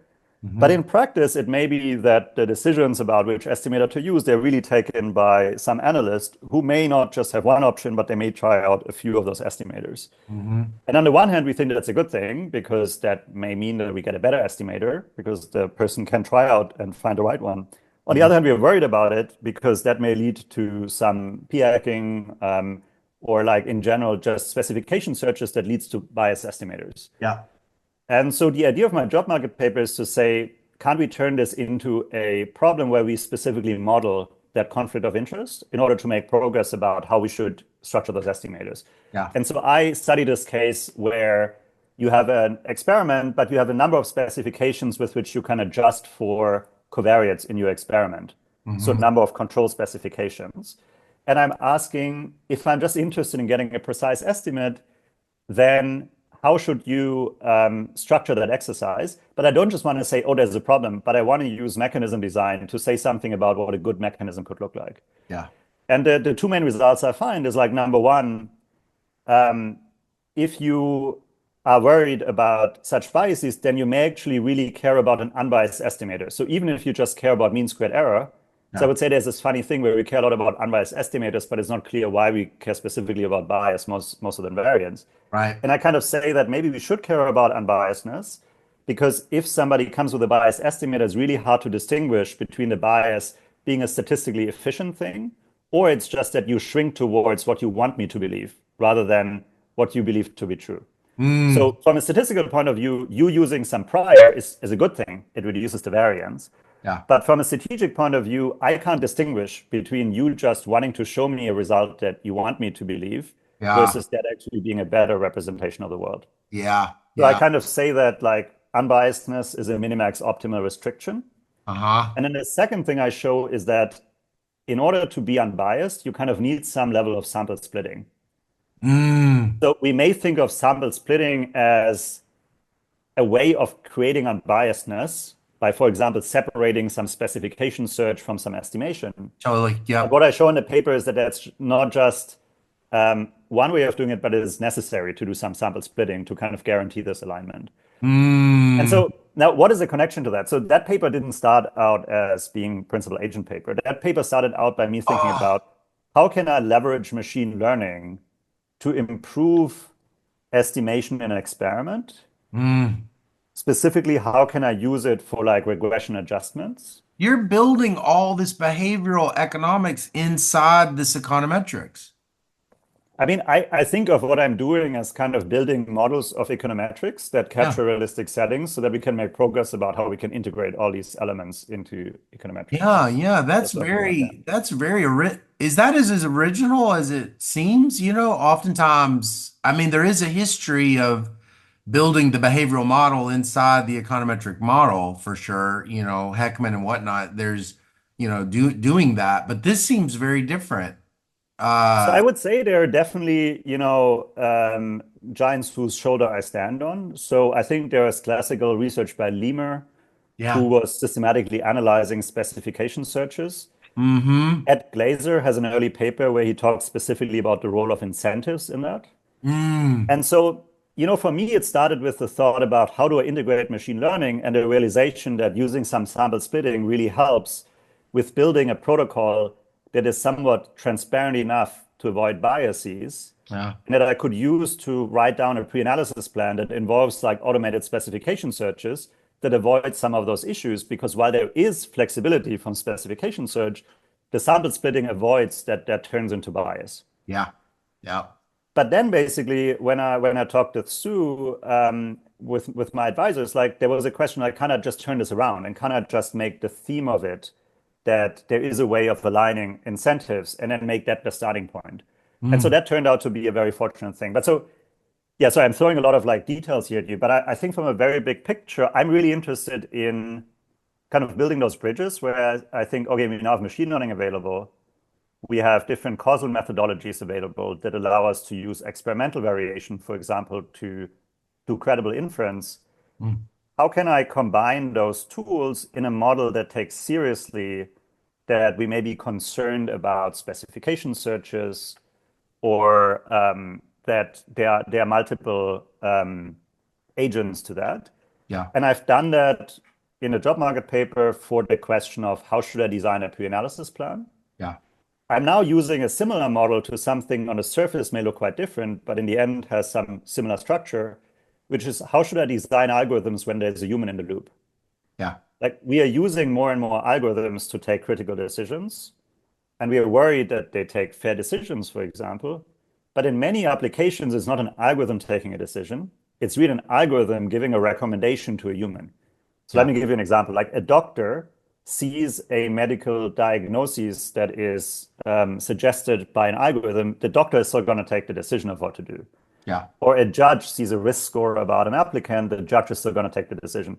And now, because you just mentioned bringing in behavioral economics, I think that's exactly where we need a combination of kind of the computer science aspect of designing these algorithms, the econometric aspects of understanding what the decisions are and how the data I have informs taking good decisions, which in econometrics we often call estimation, but like in statistical decision theory, more general, I would just call it decision. And then the behavioral economics of recognizing the fact that there is a human in the loop who may take biased decisions, as well as just mechanism design in general, like recognizing that there are different preferences, different incentives at play. So I do think for me, that's exactly what I find exciting.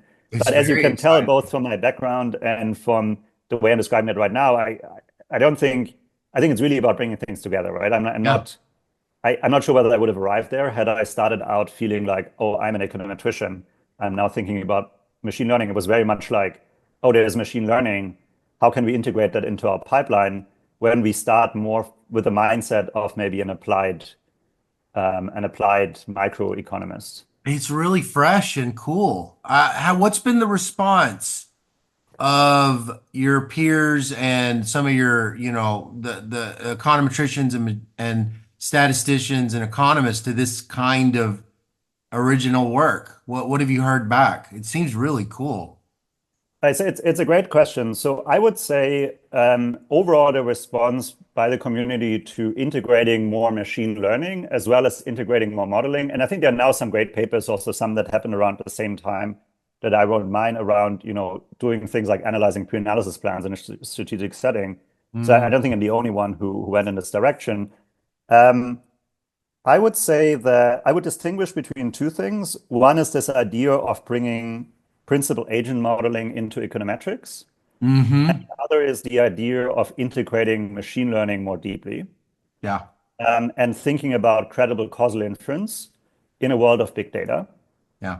So the first one, I think there is now more and more people doing that. And even back then, like, Isaiah Andrews and Jesse Shapiro have this paper on seeing econometrics or statistics as a tool of communicating to an audience of agents that then takes that. So there's a lot of these ideas of principal agent modeling. I think that's really caught on more broadly, and I think my paper is like one among many in that space. I think the second question of machine learning more broadly infusing econometrics, I've thought very differently about this over time. I'm actually curious what you think about it, because I think you've also thought a little bit about, how to place new machine learning techniques in this kind of applied causal toolkit. So when I started my PhD, it sounded crazy to me that I would go into that direction. I always felt I was already kind of committing heresy by doing behavioral economics. Yeah. And now somebody comes and says doing big data and machine learning. Right. Clearly, there would have been some people who would have said, oh, that's not economics, or Yeah. that's not econometrics.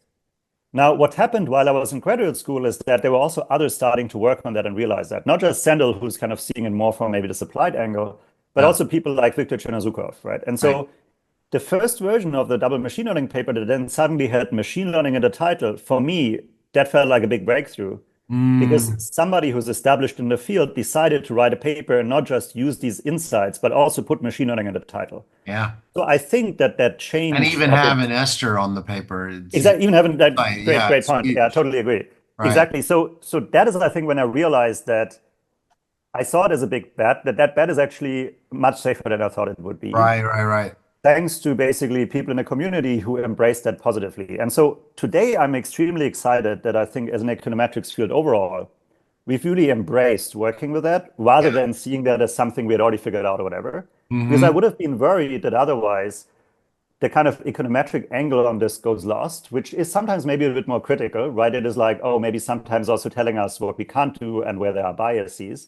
Yeah. While I feel like the computer science angle is just, they're solving a different problem. They're solving an engineering problem. Take this data, calculate some number. In a way, that's something we wrote in a JP paper in 2017, like that one big risk of these methods is actually not that they're too complicated, it's that they're almost too easy to use. Like you run this complicated machine learning thing, it gives you a number. But like how to interpret that, I think that's at the core. And I think this is really what requires us as econometricians, as a community coming in and being very careful about that. And I'm glad that econometrics by and large is positively engaging with that, rather than seeing that as something that they either already know or that isn't interesting. And so I would say for both of those things, the reception has been more positive more quickly than I would have anticipated. Yeah. But I'm not sure whether that reflects your view as well. Well, that's really interesting. I mean, there's a lot of stuff happening in the background, I bet, that makes it, probably when you started, it was high risk, high reward or whatever. But you've got this massive migration of PhD economists from top programs going into tech. You've got Susan and Guido working together, bridging all this causal inference and machine learning. And then it just seems impossible that this that this would have never happened given how much econometrics has always interacted with technology and data, And so it just seems like if you think of economics as a field interacting with the real world around it, they're always like reflecting on the Industrial Revolution, or they're always like, reflecting on whatever. It does seem like econometrics has always had this very deep conversation with like the changes that are happening because of massive mainframes, and then the government bringing in micro level data. And so some people just could never, so it's just given the massive amounts of data that were just being generated, it almost does in hindsight seem like it had to have happened this way. But I can imagine 10 years earlier where it would have just been. But what I don't think is obviously happened was this behavioral approach that you're doing. This idea of the machine learning having inside of it, or rather this like taking very seriously the behavioral approaches of real people in the world. I mean, in some ways, that is kind of how I think of causal inference in general. I mean, when you have people responding to the treatment effects and taking on certain decisions that create gargantuan selection bias, it's like the whole field is to solve that. But I've never seen it done this way. For me, I do agree that it's a few very natural things coming together. So maybe on those 2 points. So first, the fact that we positively embrace that, I think it's a big strength of economics that it has been able to reinvent itself around what's changing again and again. And I'm very, very glad econometrics does that. Yeah. I also feel like it's just overall created a very positive experience in the broader econometrics community. And, I would include the kind of data science community from related fields there as well, where clearly there's so many interesting open problems to work on that it doesn't feel like something about who's the smartest, who did it first or whatever, but it's really like there's so many open problems that we want to work on together that it just feels like a very positive collaborative experience, at least, from my perspective. And, I'm fortunate that I have some colleagues, and I think we built a great community here at Stanford specifically, where at least I very strongly experience that. On that second point of bringing in kind of the econ into data, I do agree with you that implicitly that's always been a strength of econometrics and causal inference, right? Recognizing the fact that data is the result of human decisions. And now also recognizing that sometimes there's maybe biased decisions, and we don't just want to assume that all of this is rational, but we want to take a somewhat more agnostic perspective. Right. I do think for me, a big breakthrough in that is to say, we can therefore also use some of the econ tools that maybe haven't made it into econometrics as much to infuse that, like mechanism design as a positive way of thinking, not just about telling people how there's bias, but constructing mechanisms to avoid that. Or a behavioral econ bias that says maybe behavioral econ tells us how systematic deviations look like. So for example, I have this work actually with an operations PhD student who's on the market right now, who's doing fantastic work on this question of how should I think of algorithms differently when there's a human in the loop? And we have this paper on reference dependence where we say, if I give you a recommendation using an algorithm, you may not just receive information, which would kind of be the rational view. There may also be a reference point effect where if I tell a judge that a defendant is risky in a decision where the judge decides whether to bail somebody or not, they may be very reluctant to overrule that because they're really worried that they overrule a assessment by an algorithm, and then in the end, the person fails to appear or commits a crime, then they are kind of seen as responsible. And that's basically a reference effect. So it's a reference effect that we know from behavioral economics and we know how to model. But now we can combine that, right? We can ask the question, oh, does this help us to better analyze or better design an algorithm in the first place? And I think as economists, we are very well positioned to engage in this exercise. And the same holds true for analyzing the use of algorithms on online platforms, right? Like I think there is, I can just talk for myself, but like I recently ditched my smartphone because I'm far too distracted for it. I think it's hard to analyze. How are you doing your Duo security thing to get onto your Stanford thing when they reset it every day? They send me text messages. Oh, you can do it on that little thing? Yeah, I do have one when I travel, but it's a very small one, so that I don't use it too much. Man, I want to get off my phone so bad. And that was like, I have this, I actually have it with me today. Like this is my like normal smartphone that has Lyft and Uber and stuff.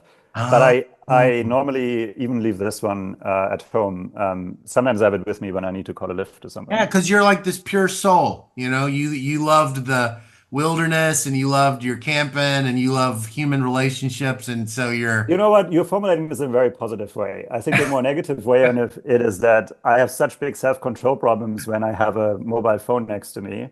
That the only way of doing that is to make that phone as dumb as possible.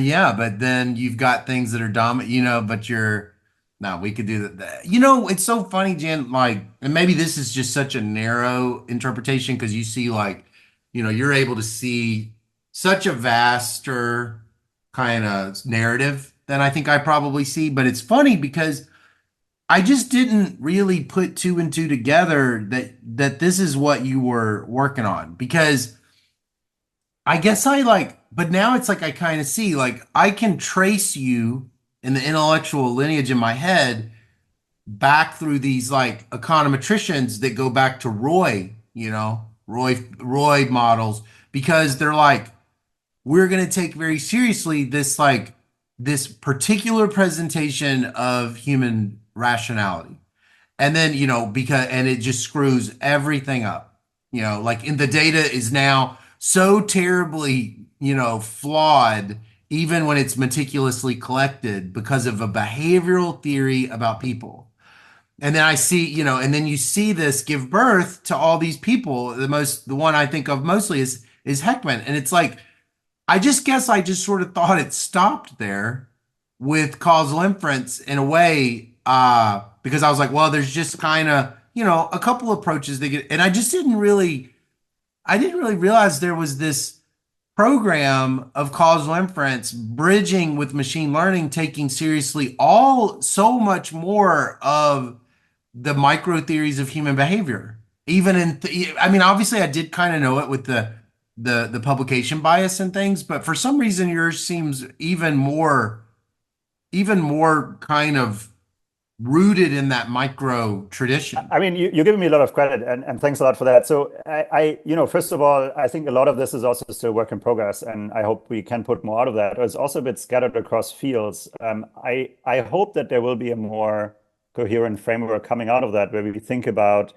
how can we integrate the fact that data we have is coming from human behavior, which I think we have a good grasp on by and large, but I think machine learning has to embrace that more when we think about the design of algorithms. But then how can we model the learning from data exercise more broadly, right? Like how can we think about what the role of the researcher is, therefore what kind of insights a method should give us, and how we can integrate some methods in there that are very powerful, but also very dangerous to misunderstand, like an LLM, like a more general AI system.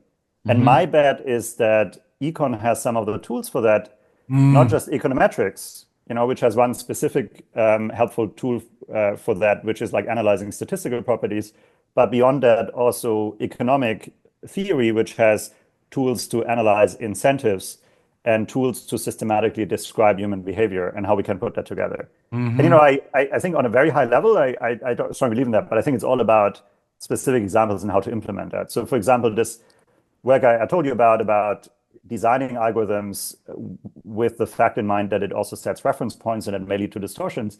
It's one of the works that I thought about is a contribution to operations literature, but I'm actually excited that economists find it more and more interesting as well. And I think in a way it just shows what I think has been part of my bet, which is that I think interdisciplinary work in this area can exactly open us up to seeing it this way if we kind of look beyond our more narrowly defined fields a little bit. And I think I've had very positive experiences with econometrics overall, kind of embracing that view. I mean, the work on machine learning that you see that is more and more taking an agnostic view about the exact statistical property of some very complex AI, but instead is able to derive some insights from kind of combining that with some more applied causal inference approaches and some more agnostic approaches. I think I'm a big fan of all that development. Yeah, that's cool. Well, I have two more questions, but Absolutely. curious. I have time, so yeah. I'm curious about on your Vita or on your website. I was curious because you said one of the things that you're interested in is this human AI interaction, and I'm very interested in that too. And I was curious what it meant to you and what it was that you're sort of really think is interesting that you kind of want to work on. Great. So I think this goes back to two parts of our discussion before. So I would see that relevant in two ways. The first one is really this idea of how should I design and analyze algorithms when they don't directly take a decision, but there is a human in the loop. So the algorithm that gives a recommendation. How is a recommendation different from a prediction? Should I just predict what's going to happen and then recommend the best decision? Or should I maybe think about complementarity between what the algorithm can do and what the human can do? So there I have some work, some of which I don't think is on my webpage yet, but like the job market paper of my operations student, Bryce.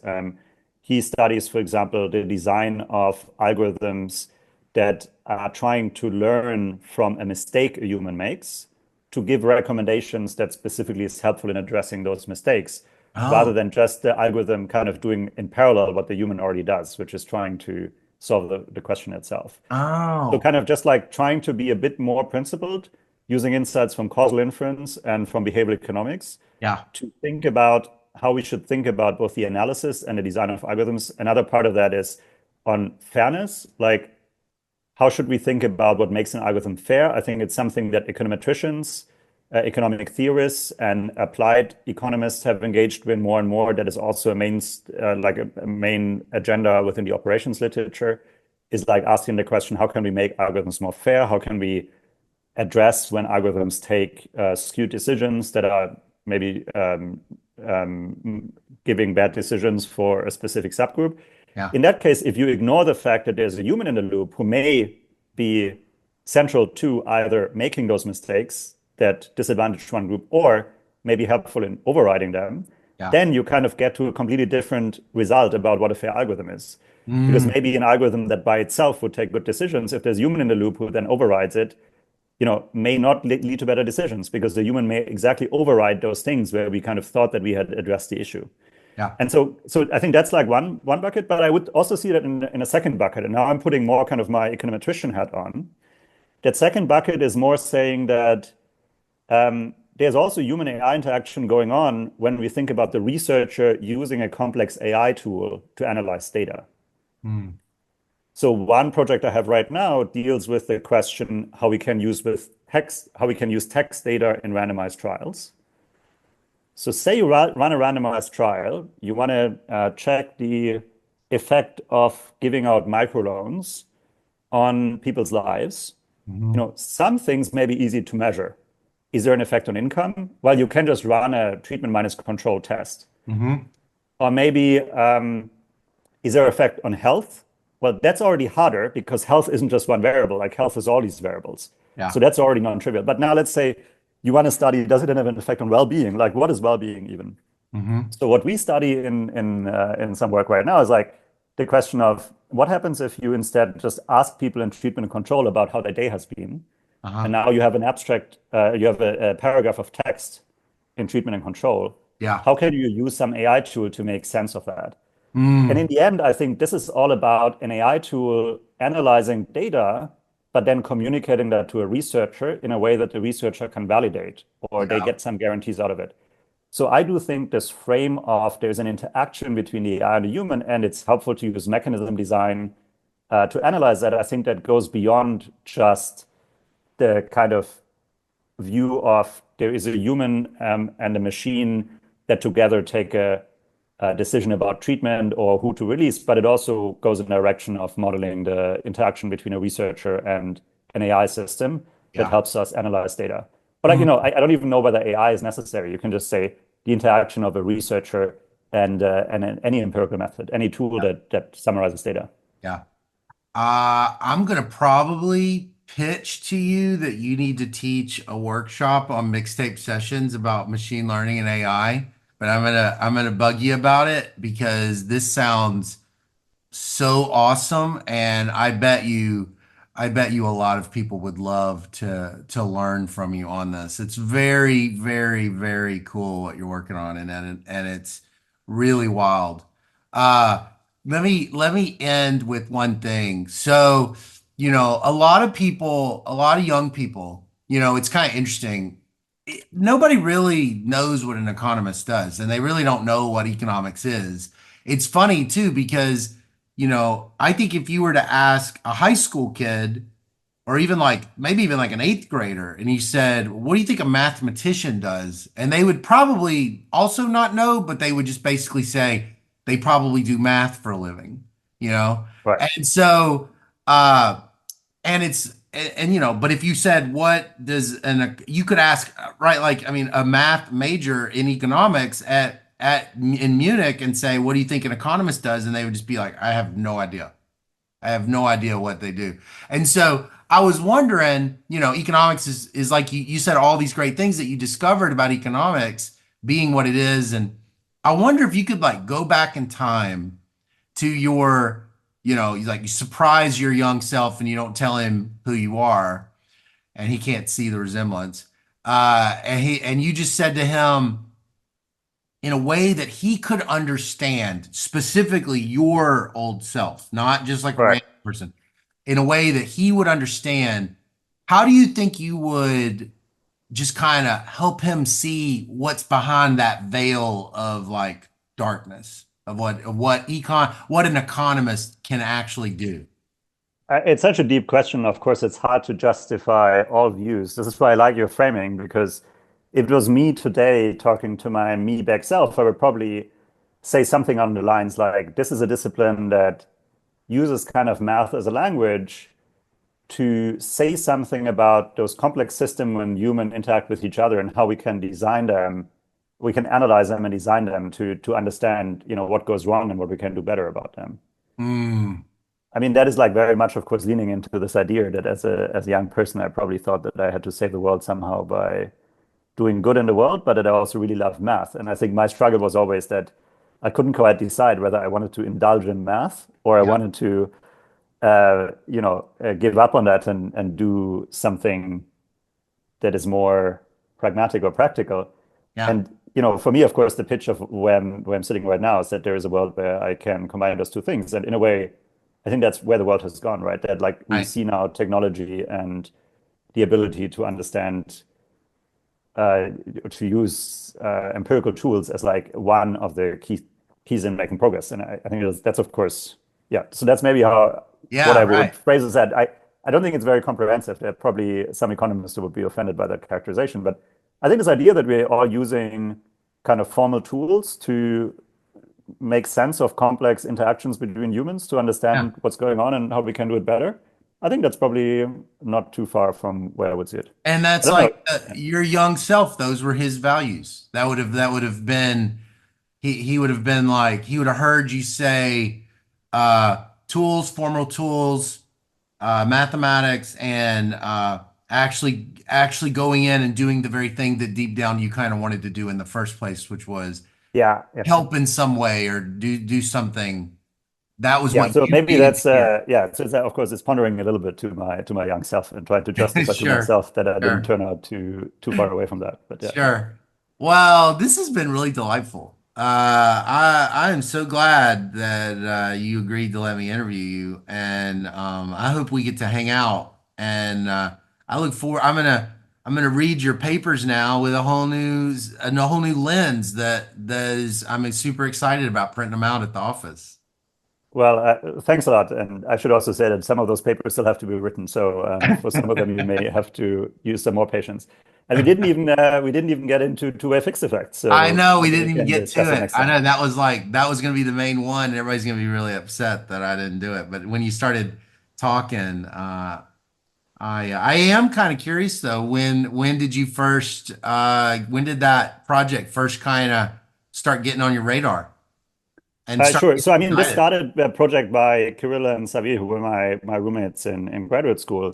Oh, y'all were And roommates? Y'all lived together? no, sorry, like office mates, I should Office say. mates. Okay. Yeah, office mates. So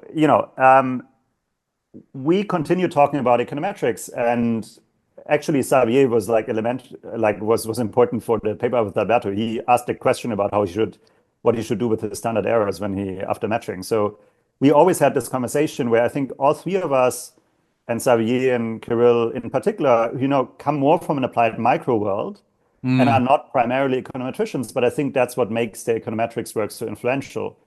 I would say the same thing about people like John Roth, and Peter Hull, for example, who really like embrace kind of a very kind of applied economist mindset and say, oh, here's an important thing that people actually do. Can we create some clarity? yeah. And so I think they had this finding that there are some funny things happening and that there are these negative weights in these two-way fixed effect regression. So, Were well, you I came in with surprised to hear that there were negative weights in the regression since you had all that probability background and stats background? I had never really understood what these fixed effects really do. So I wasn't necessarily surprised because I didn't have a strong prior. Mm, To me, that just looked very complicated, like the thing I had never touched because I look at it and I can't really make sense of it through the perspective of kind of a very agnostic point of view. So I think for us, then what we did is we just tried to, like my Legos, like try to take everything apart before putting it together in exactly the right way. yeah. So for me, this was really about curiosity about what's actually going on in a frequent case and trying to understand what it is. And so I actually think, this is more a comment on this two-way fixed effect literature. You can see the different papers in this area, and ours is like proposing different estimators that like Yeah. magically fix something.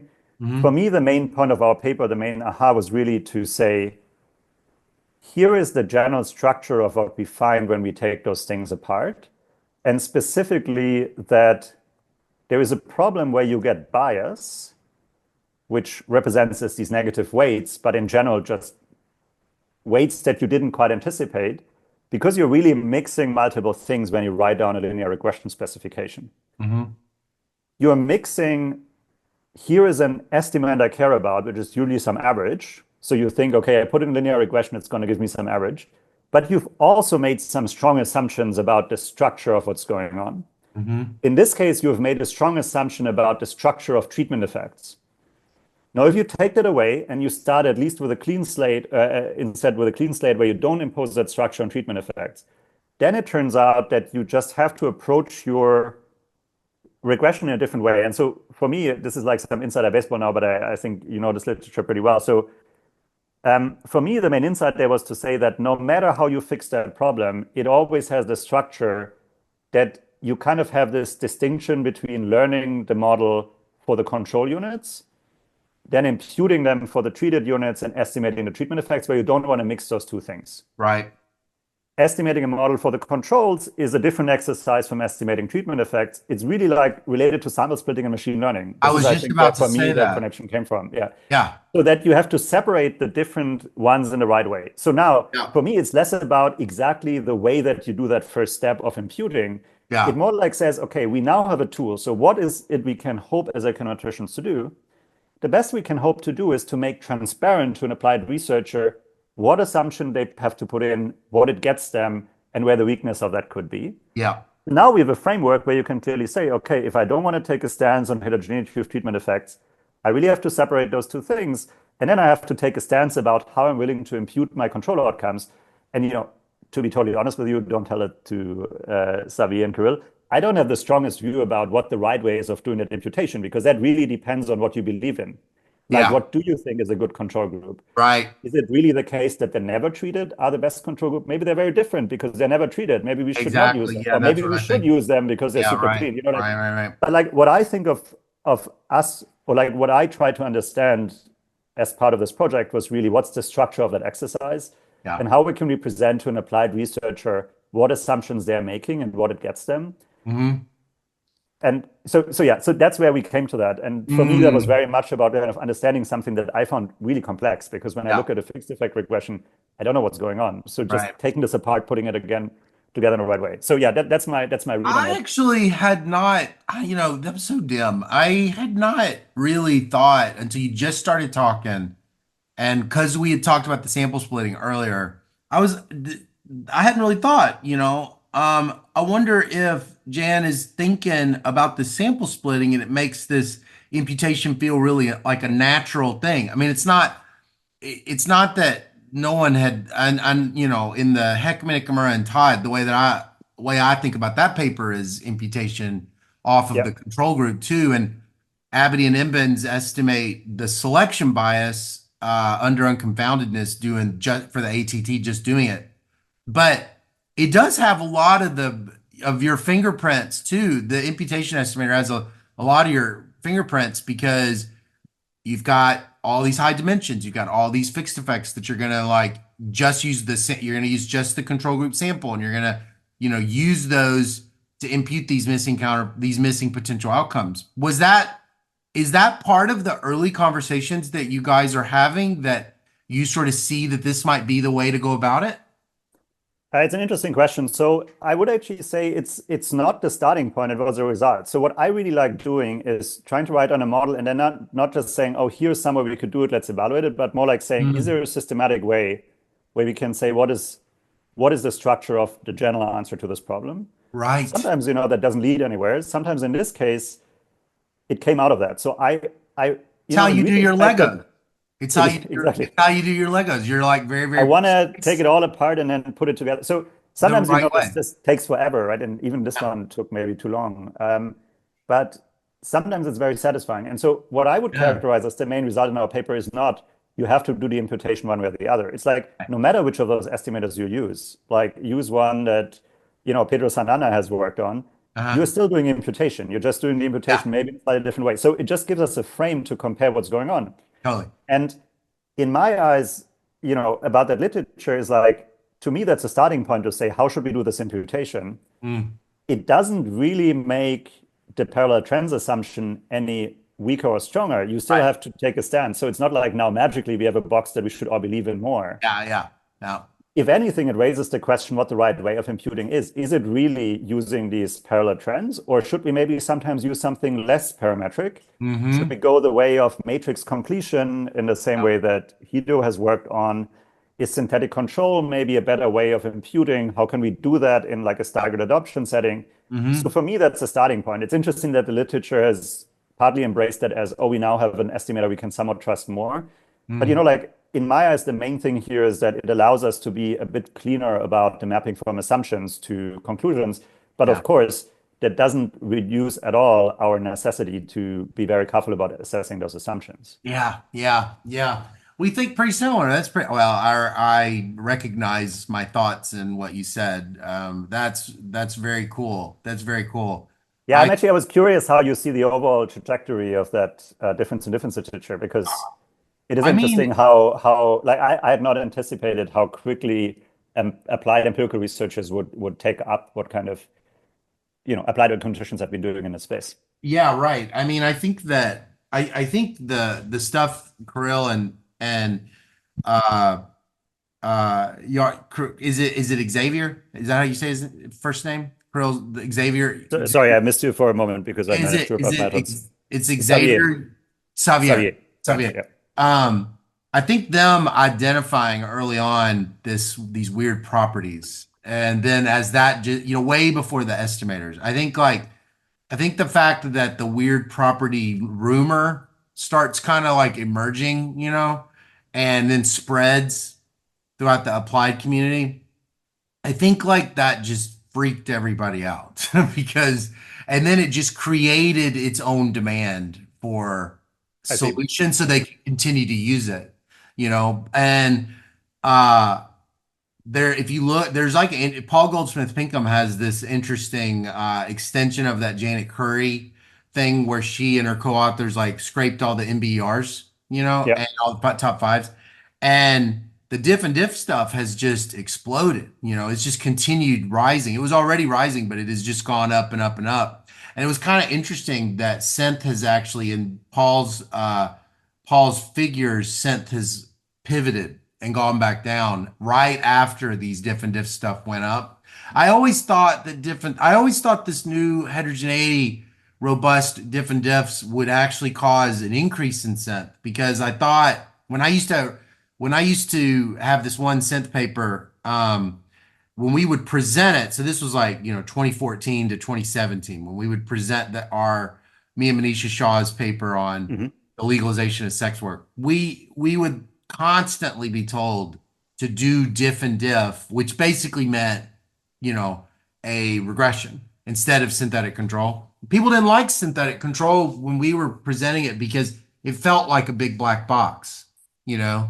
them. Yeah. Yeah. So Which is interesting. Yeah, I because I always would thought see that it as super transparent, right? In a way. yeah, Yeah. right. I mean, I actually find it, so what I thought was going to happen was that realizing that these two-way fixed effects were black boxes was going Yeah. to actually reduce the price of using synthetic control.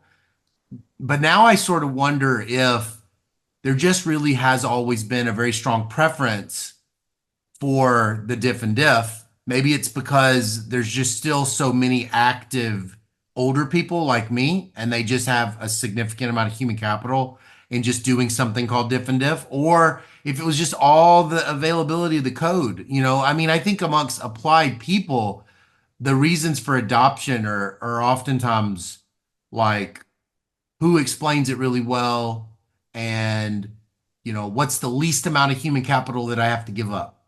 Great point. So, I mean, going back to our discussion about using some more econ-informed models to discuss that, I think there's probably also one aspect where, a diff and diff kind of, there was like one way of doing it. So if somebody reported that, we probably say, okay, that's a standard way of doing that. That's fine. Now you have all these other methods, like which of those should you even use?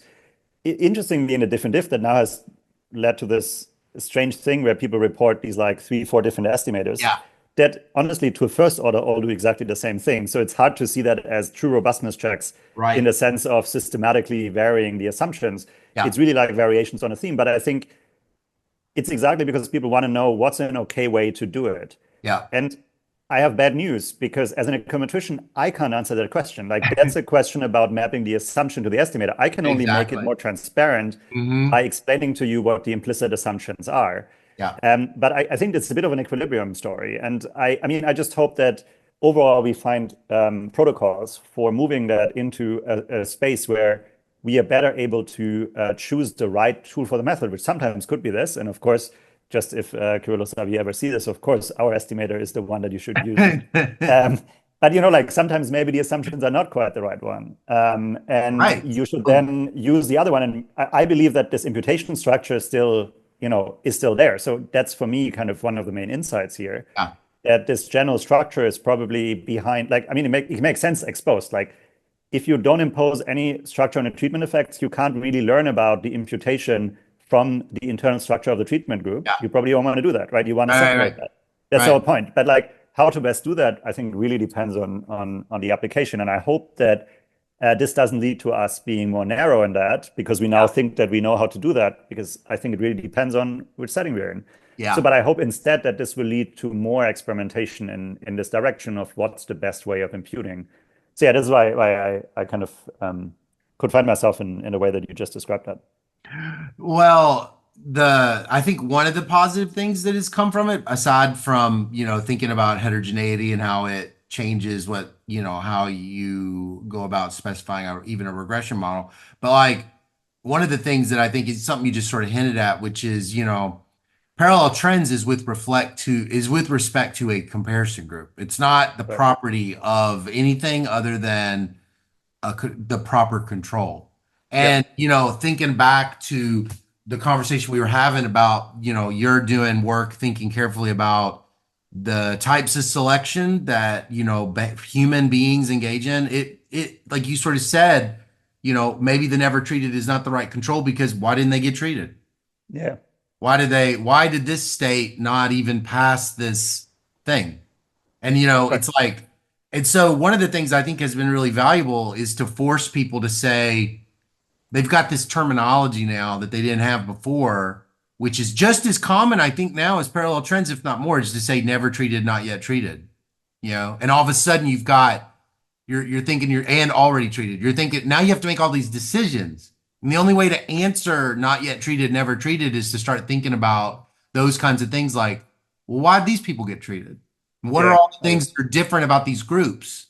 No, you can now have a conversation about the economics of it without hiding behind the econometrics, but using the econometrics to make it visible. And I think that's like really, really, really a special surprise gift that the whole thing can do, which is to start making more bridges to thinking about, hey, I am the expert on minimum wages, or I am the expert on, birth rates or whatever. And so let me think really carefully about why these places get it. And it's not just, but it's possible that we're in a bit of a corner solution, because if you're showing event studies with 6 different estimators, it's kind of saying like, I'm a little overwhelmed. Yeah. I think the other thing this points to is like you mentioned before this earlier work by Kirill and Xavier, where they pointed out the problems, which we then evolved into this paper. I also think it shows a little bit that a good blueprint for econometrics that builds those bridges, right? Like from both sides. And for example, this like negative weights result that was already, I think, I don't know about the exact chronology, like my co-authors will know better. But I think we write somewhere that there is actually an appendix of the work by Xavier Dauforteuil and Clément de Chesmartin, where they also kind of saw these negative weights from a more econometrics point, but for them that was kind of an appendix, right? When Kirill and Xavier stumbled across that, they saw it more from the applied perspective. And I think since then, there is what I observe overall in all this work, like including the work by Clément and Xavier, but like more broadly also in everything about machine learning. And this is why I wanted to bring this up as an example. I think there's more of a convergence where like the econometrics is sitting more in this middle ground and is taking the empirical exercise more seriously. Like you mentioned, Viktor Chernozyukov writing a paper with machine learning in the title. This also has Esther on it, right? Yeah. Like that there's more and more of that, and that econometrics can really be in this middle ground where it translates for an empirical audience between the assumptions, what they thought they were doing, what they're actually doing, how they can maybe improve it. Yeah. And that this just shows how rich that space is if you're kind of willing to engage both sides. And I think like maybe as a summary, I see myself a little bit as trying to be a translator between those things by building models that allow us to navigate exactly that communication a little bit better. And it's a very abstract thing of saying it, but maybe just saying that, I do have a taste for econometrics that takes that empirical exercise very seriously. And if I think during graduate school, I probably presented more in front of an applied micro crowd than a pure econometrics crowd. And now it's a bit harder to, go to too many seminars, but I do think it's important that we take both sides of this seriously when we want to build successful Yeah. empirical tools. And I Yeah, think that's been embraced very much by this literature. Yeah. And I see that in you too. I see you as having become this hub between lots of different ideas, the pure math, the econometrics, the behavioral science, the computer science. Now you're talking about talking about OR. It seems like you've put yourself, maybe it was just purely, serendipitous, but you've put yourself at this place where you can be this bridge between a lot of people and a lot of ideas. I see that a lot at Stanford. It seems like Mohammed Escobar, that I don't pronounce the last name correctly, but I interviewed him weeks ago, and he's pretty similar in a lot of ways to you in that like he kind of took the long way, and then he also kind of has these little spokes, spoke and wheel kind of thing like you do. I mean, first of all, this is a great compliment to be compared to Mohammed. But like, I do agree that here at Stanford, it can be confusing at times when you arrive here as a junior because there's all these groups working on all kinds of interesting things. Every second person here probably does something with AI, so it can be a bit overwhelming. But I do think the one thing I'm really proud of here, what we've done at Stanford over the last few years, is really build an econometrics community that sits in this interdisciplinary space. Yeah. And I wouldn't just count the kind of obvious, if you want, econometricians like Guido Imbens, like Li Hualei, who actually comes from statistics, or Kevin Chen, but also I would count Stefan Wager among them, who comes from stats, is an operations group. Vasilis Serkanis, who was at Microsoft Research before and is here in the management science and engineering department, but I also think of as one of the most interesting kind of more technical econometricians. So I think having a community here that is not just narrowly focused on one view on econometrics, but brings all these into a room. And of course, this also involves my more senior econometrics colleagues like Han Hong, Joe Romano, who also bring their own perspectives in. I think having all this in one room is a big strength of being here and a big joy for me. So I think that's definitely like taking a bet that is paying off in that way. I'm so happy that you're there. They're very lucky to have you, and I know you're saying that you're lucky to have them, but you seem like a really special colleague and scholar. I really appreciate you being on the show and talking to me and being so generous with your time. It's really been nice talking. Thanks a lot. I really enjoyed the conversation. I hope we can continue at some point. Yeah. Okay. Bye-bye.